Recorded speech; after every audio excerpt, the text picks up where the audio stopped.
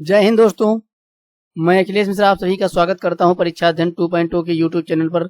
आज की क्लास में हम सीटेट जुलाई 2024 की प्रिपरेशन के लिए गणित के सवालों को हम डिस्कस करने वाले हैं, जो कि पेपर 1 के मैथ्स कंटेंट के पेपर के क्वेश्चंस हैं।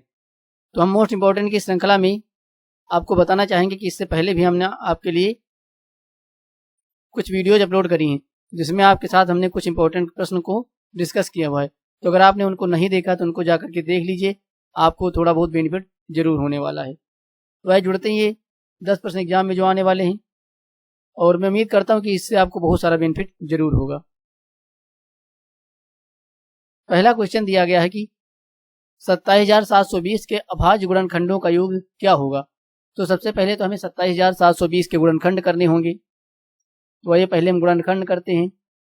27,720 हो गया। गुणनखंड करेंगे तो 2 से कैंसिल आउट करेंगे, 1 टाइम्स जाएगा, और ये यहाँ पर 2 तिहाई 6, 2 अठे 16, 2 छक्के 12, 0 हो जाएगा। फिर 2 से कैंसिल आउट करेंगे, 2 छक्के 12, 2 नौ 18, 2 तिहाई 6, 0। फिर 2 से कैंसिल आउट करेंगे, 2 तिहाई 6, 2 चौको 8, 2 छक्के 12, 2 पंचे 10। फिर से 3 से कैंसिल आउट करेंगे, 3 एकम 3, 3 एकम 3, और तीनों पची 15, 1 बचा, तीनों पची 15। फिर हम यहाँ कैंसिल आउट करेंगे 5 से। अभी 5 से हम कैंसिल आउट करेंगे तो एक बार और कैंसिल आउट 3 से देखते हैं होता कि नहीं होता है। एक बार और कैंसिल आउट करते हैं तो 3 त्रिक का 9 हो जाएगा, 2 बचेगा, 25 हो जाएगा, 3 अठे 24, 1 बचेगा, और तीनों पची 15। इसके बाद 5 से कैंसिल आउट करेंगे तो 5 सते 35, 3 बचा, फिर से 35, 5 सते 35। अब 7 से कैंसिल आउट करेंगे तो 11 बार जाएगा, और 11 से कैंसिल आउट करेंगे तो 1 बार जाएगा। यानी यहाँ पर हमने जो फैक्टर निकाले वो निकाले हैं, किसने निकाले हैं? 2 निकाला है। अभाज्य गुणनखंड का एक फैक्टर 2 निकला, एक 3 निकला, 1 निकला 5, 1 निकला 7, और 1 निकला 11। यहाँ पर प्रश्न में ध्यान देने वाली बात यह है कि यहाँ प्रश्न ये नहीं कहा कि कुल अभाज्य गुणनखंडों का योग बताइए, केवल इसने कहा कि अभाज्य गुणनखंड जो मिले हैं उनका योग बताइए, कुल नहीं कहा है। ये जरूर आप ध्यान रखिएगा। इसी थोड़े से कुल लगाने से ना लगाने से प्रश्न में डिफरेंस आ जाता है। तो इन सबको जोड़ेंगे तो 2 3 5 5 5 10, 10 17 17, और 11, ये हो जाएगा हमारे पास 28। तो अभाज्य गुणनखंडों का जो योग होगा वो 28 होगा। तो पहला विकल्प हमारा सही उत्तर हो जाएगा। आइए नेक्स्ट क्वेश्चन की ओर चलते हैं। नेक्स्ट क्वेश्चन दिया गया कि मोहन के पास कुछ टाफियां हैं, उसने उनका 1/3 भाग अमर को, 1/4 भाग अकबर को, 1/6 भाग एंथनी को, और 1/12 भाग चरणप्रीत को दे दिया। 1 दर्जन टाफियां अभी भी मोहन के पास बची हुई हैं। मोहन के पास शुरुआत में कुल कितनी टाफियां थी, जिनकी संख्या हमें दर्जन में बतानी है। तो ये रही हमारे पास टाफियां, इनकी संख्या हमें बतानी है कि शुरुआत में कितनी दर्जन उसके पास थी। तो पहले तो जो उसने दे रखा है उसको निकालते हैं। तो हम जो दे दिया है जी बोले तो गिवन, जो गिवन करा वो निकाल लेते हैं। तो वो हो गया 1/3, 1/4, 1/6, और 1/12। ये तो उसने दे रखा है। तो इसको सॉल्व करते हैं। इसको सॉल्व करेंगे तो एलसीएम हो जाएगा 12, यहाँ 3 चौको 12, 4 हो जाएगा, 4 तिहाई 12, 3 हो जाएगा, और यहाँ पर देखेंगे तो 6 दूनी 12, और 12 एकम 12, जोड़ेंगे तो 4 3 7, 7 3, ये हो जाएगा 10, 10/12। यानी कि 2 से कैंसिल आउट करेंगे तो ये आ जाएगा 5/6। ये तो हमारे पास दिया हुआ भाग होगा कि टोटल एक भाग का जो था उसका 5/6 हमने दे दिया। अभी रिमाइंडर कितना बचा, शेष भाग कितना बचा, तो 1 में से 5/6 को कैंसिल आउट कर देंगे तो बचा हुआ भाग निकल आएगा, जो कि निकल करके 1/6 आ जाएगा। यानी 1/6 भाग जो है वो रिमेनिंग हमारे पास टाफियों का बचा हुआ है। लेकिन अकॉर्डिंग टू द क्वेश्चन हमारे पास 1/6 बचा है, लेकिन एग्जैक्ट उसने दे रखा है कि हमारे पास कितना बचा है, 1 दर्जन टाफियां अभी भी बची हुई हैं। तो 1 दर्जन बची है तो ये हो गई 12 टाफियां बची हुई हैं। ऐसा रख सकते हैं कि 1/6 की वैल्यू 12 के बराबर हो जाएगी। यहाँ से निकालेंगे 1 यानी टोटल वैल्यू, तो टोटल वैल्यू निकल के आएगी 12 × 6, क्योंकि इसने दर्जन में बोला है। तो दर्जन में बोला तो हमें इसको 12 से डिवाइड करना पड़ेगा। तो 12 से 12 डिवाइड कर देंगे तो हमारे पास कितना आ जाएगा, 6 दर्जन टाफियां आ जाएंगी जो कि उसके पास शुरुआत में रही होंगी। अगर टाफियों में पूछता तो 12 छक्के 72 हो जाता, लेकिन उसने दर्जन में पूछा तो दर्जन में इसको 6 दर्जन टाफियां शुरुआत में इसने अपने पास रखी हुई थी, तो इसका तीसरा विकल्प सही उत्तर हो जाएगा। आइए नेक्स्ट क्वेश्चन की ओर चलते हैं। नेक्स्ट क्वेश्चन कहता है कि 3 क्रमागत प्राकृत संख्याओं का योगफल जिस संख्या से सदैव विभाजित होता है वह है। तो क्या करना होगा, पहले तो हम आपको एग्जाम्पल के थ्रू समझाने का प्रयास करते हैं। जैसे 3 क्रमागत संख्याओं का, तो 3 क्रमागत संख्याएं हमारे पास, 3 क्रमागत प्राकृत संख्याओं का योगफल, तो 3 क्रमागत संख्याएं 1 2 और ये हमारे पास कितनी हो गई, 3 हो गई। अब इनको ऐड करते हैं क्योंकि इसने बोला कि इनका योगफल, तो योगफल करेंगे तो 1 2 3 को जोड़ेंगे तो 6 आएगा। और 6 आप देख रहे हैं क्या है, ये 3 का एक गुणज है, और जब 3 का गुणज है तो 3 से तो ये डिवाइड होगा, यानी 6 जो है वो 3 से डिवाइड हो जा रहा है। यानी कि क्रमागत अगर हम 3 संख्याएं लेंगे प्राकृत जो होंगी तो उनको जोड़ेंगे तो वे सदैव 3 से डिवाइड होंगी, यानी इसका उत्तर जो हो जाएगा दूसरा वाला विकल्प हो जाएगा।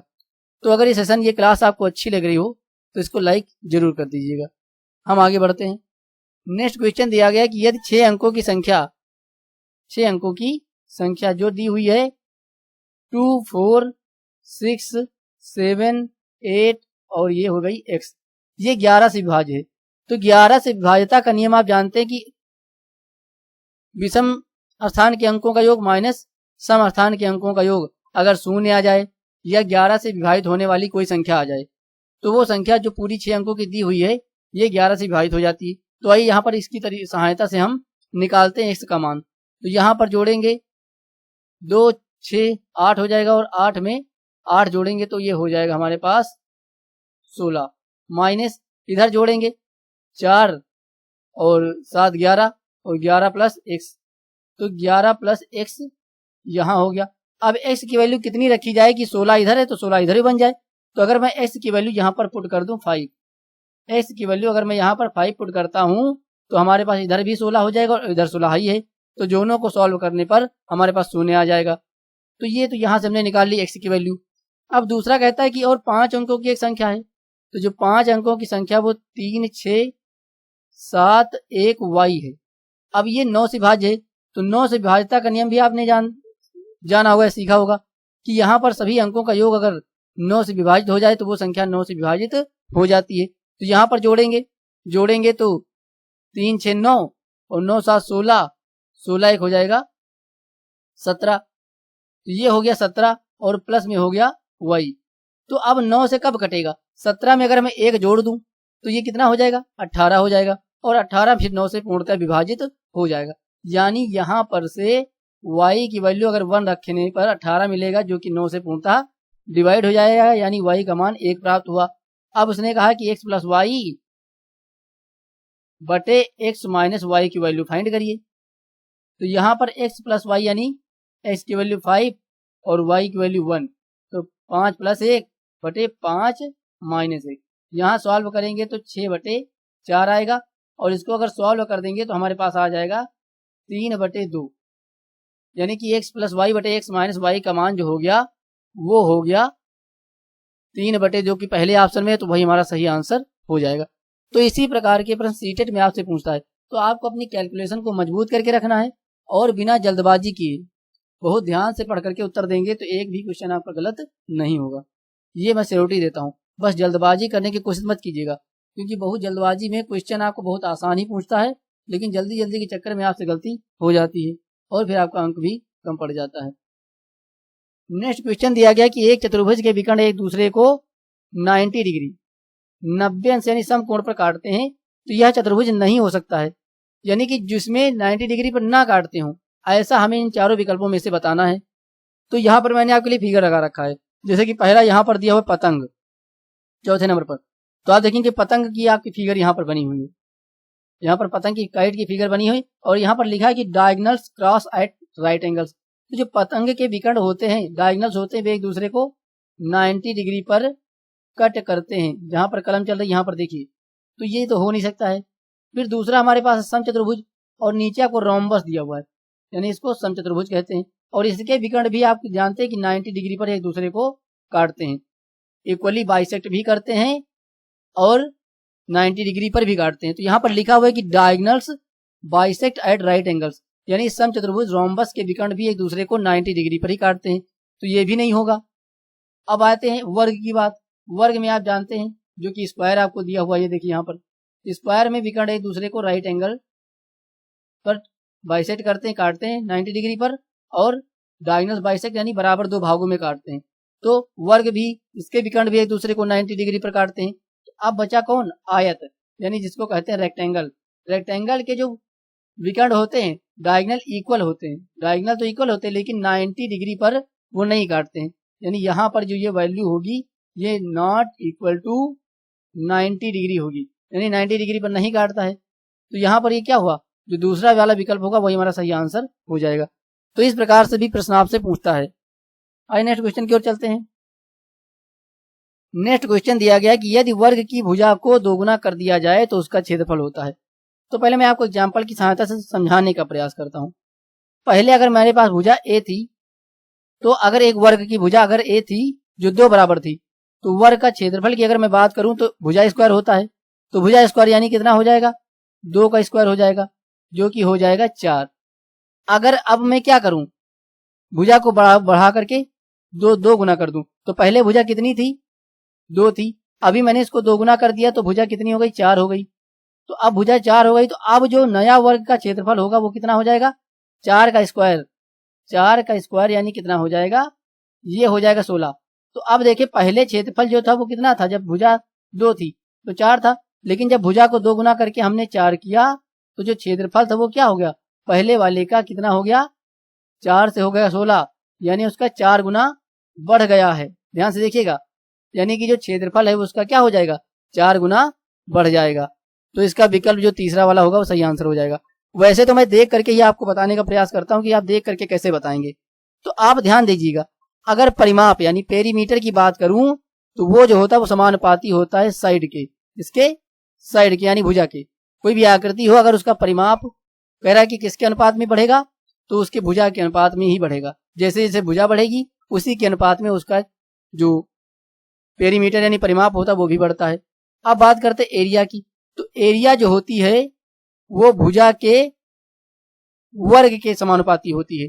यानी कि आप जानते हैं कि अगर कोई भुजा है तो अगर उसका क्षेत्रफल अगर करेंगे तो क्या हो जाएगा? भुजा का वर्ग हो जाएगा, यानी 4 गुना हो जाएगा।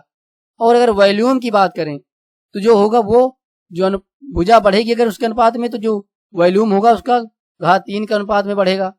ये आपको ध्यान रखना है। क्षेत्रफल कहता तो 4 गुना हो जाएगा, वॉल्यूम कहता तो कितना हो जाता? उसका घात 3 हो जाता। तो इस प्रकार से आप इसको निकाल सकते हैं। तो मैं उम्मीद करता हूं अब आप देख करके उत्तर बता देंगे। अगर कहता कि अभी बोलो आयतन कितने गुना हो जाएगा, तो अगर आयतन कहता तो क्या करते? भाई भुजा को 2 गुना कर दिया है तो आयतन कितना हो जाएगा? 2 की घात 3 करो तो कितना हो जाएगा? आयतन जो होता है वो 8 गुना हो जाता। इस प्रकार से जो क्षेत्रफल था तो उसकी घात 2 करेंगे तो आप देख लीजिए क्षेत्रफल कितना हुआ? 4 गुना हुआ। अगर परिमाप की बात करता तो 2 गुना किया था तो परिमाप 2 था तो 2 ही बढ़ता। तो इस प्रकार से आप इस प्रश्न को बिना देखे ही, बिना सॉल्व के ही उत्तर दे सकते हैं। तो ये आप ध्यान रखिएगा। नेक्स्ट क्वेश्चन दिया गया कि एक आयत की चौड़ाई और परिमाप के बीच का अनुपात 1:5 है। यानी कि जो परिमाप टोटल वो 5 है और चौड़ाई हमारे पास दी हुई है वो दी हुई है 1, यानी ये 1 दिया हुआ है और जो टोटल परिमाप जो दे रखा है वो कितना दे रखा है? वो 5 दे रखा है। तो अब कहता है कि आयत की लंबाई और चौड़ाई के बीच अनुपात क्या होगा। तो आप जानते हैं कि जो ये हो गया चौड़ाई और परिमाप, ये हो गया पी मूल्य तो परिमाप, इन दोनों के बीच जो अनुपात है वो 1:5 का है। आइए सॉल्व करते हैं। तो चौड़ाई तो वैसे ही रहेगी, परिमाप आप जानते हैं कि 2 गुणे लंबाई प्लस चौड़ाई होता है। 2 गुणे लंबाई प्लस चौड़ाई, 2 से हमने अंदर दोनों में गुणा कर दिया, 2l + 2b हो गया। अब यहाँ पर 1/5 के इक्वल हो गया। फिर से सॉल्व करते हैं तो यहाँ पर सॉल्व करेंगे तो यह आएगा 5b और इधर आ जाएगा 2l + 2b। सॉल्व करते हैं तो 2l बराबर हो जाएगा 2b, 5b से घट करके बचेगा 3b। यानी यहां से और सॉल्व करते हैं तो लंबाई और चौड़ाई का जो अनुपात निकल के आता है l/b बराबर वो निकल करके आता है 3/2। 3/2 बोले तो 3:2, यानी कि लंबाई और चौड़ाई में जो अनुपात होगा 3:2 का होगा, जो कि पहले विकल्प में है। तो पहला विकल्प ही हमारा सही आंसर हो जाएगा। मुझे लगता है ये प्रश्न आप बिना बताए भी कर सकते थे। तो इस प्रकार से प्रश्न आपसे पूछा जा सकता है। और नेक्स्ट क्वेश्चन की ओर चलते हैं। ये क्वेश्चन आपका शायद एग्जाम में ही गलत पूछा गया था, तो इसका सबको 1 नंबर दे दिया गया था। चाहे तो आप इसको करके भी देख सकते हैं। नेक्स्ट क्वेश्चन दिया गया कि रिंकू रोज स्कूल पहुंचने के लिए साइकिल का प्रयोग करता है। यदि वह 6 किलोमीटर प्रति घंटा की चाल से स्कूल पहुंचने में 13 मिनट लगाता है तो उसके घर और स्कूल के बीच का अंतर कितना है। अब देखिए, ये भी तो पूछ सकता था घर से स्कूल के बीच की दूरी कितनी है, लेकिन उसने दूरी नहीं पूछी, उसने आपको घुमाने के लिए, आपको कंफ्यूज करने के लिए उनके बीच का अंतर पूछ लिया। अंतर पूछे चाहे दूरी पूछे, निकालना तो आपको डिस्टेंस ही है। डिस्टेंस बराबर क्या होता है, स्पीड इनटू टाइम, चाल गुणे समय होता है। अब यहाँ पर स्पीड, और एक बार ध्यान रखिएगा कि विकल्प आप पहले ही देख लीजिएगा कि आपकी यूनिट किस में है, कि किस इकाई में उसने पूछा है। देखिए आप इकाई कौन सी, मीटर में, सारे विकल्प मीटर में है, तो हमें मीटर में ही बदलना होगा। तो 6 किलोमीटर प्रति घंटा है, तो इसको मीटर में बनाने के लिए, मीटर पर सेकंड में चेंज करने के लिए 5/18 से गुणा करना होगा। और पीछे समय, समय आपके पास है 13 मिनट, लेकिन अब अगर दूरी मीटर पर 4 मीटर पर सेकंड में है तो दूरी आपकी सेकंड में होनी चाहिए, इसलिए 13 मिनट को हमने 60 से गुणा कर दिया। अब यहाँ पर सॉल्व करेंगे तो 6 से 18 कटेगा 3 बार में, और 3 से 60 कटेगा 20 बार में। तो अब बचा कितना, 20 पंचे 100 हो जाएगा। 20 को 5 से गुणा किया 100 आया, और 100 को 13 से गुणा करेंगे तो ये आ जाएगा 1300, और ये हो जाएगी किसमें, मीटर में। तो आपका देखेंगे कौन सा विकल्प मिला, विकल्प आपका मिला चौथा। तो चौथा विकल्प जो आपका होगा वो हमारा क्या हो जाएगा, सही आंसर हो जाएगा। 1300 मीटर की दूरी घर और स्कूल के बीच में हो जाएगी। नेक्स्ट क्वेश्चन दिया गया कि 10 वर्ष बाद मनीषा की आयु उसकी 6 वर्ष पूर्व की आयु की 5 गुनी हो जाएगी। तो ये प्रश्न भी आप कर लेंगे, क्योंकि ऐसा आपने बहुत बार किया होगा। फिर भी हम आपको बताते हैं कि जो एज है मनीषा की, प्रेजेंट एज, जो प्रेजेंट एज है, मैं उसको अगर एक समान लेता हूं तो अकॉर्डिंग टू द क्वेश्चन क्या मिलेगा, आप देखेंगे कि 6 वर्ष पूर्व की आयु, तो अभी x है तो 6 वर्ष पूर्व x माइनस 6 होगी, और 10 वर्ष बाद, तो अभी x है तो 10 वर्ष बाद x प्लस 10 होगी। तो पहले वाली जो उम्र थी अगर उसका हम 5 गुना कर दें तो दोनों इक्वल बैलेंस में आ जाते हैं, उसके बराबर हो जाता है। तो x माइनस 5 का अगर हमने, x माइनस 6 का हमने 5 गुना कर दिया तो 10 वर्ष वाली बाद की आयु के बराबर हो गया। तो यहाँ से सॉल्व करेंगे तो ये आ जाएगा 5x माइनस 5 छक्के 30, और इधर x प्लस 10 आ गया।